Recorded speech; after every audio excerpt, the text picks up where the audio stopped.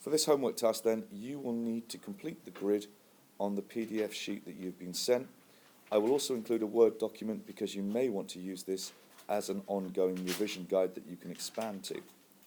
When you use the 4 BBC Teach videos to complete this grid, the most important elements are as follows. You understand the key periods of history that we keep referring to and the approximate dates.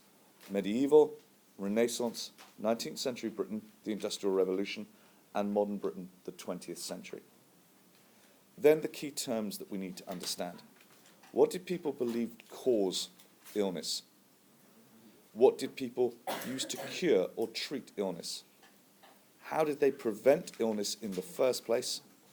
And then finally, key individuals and key events.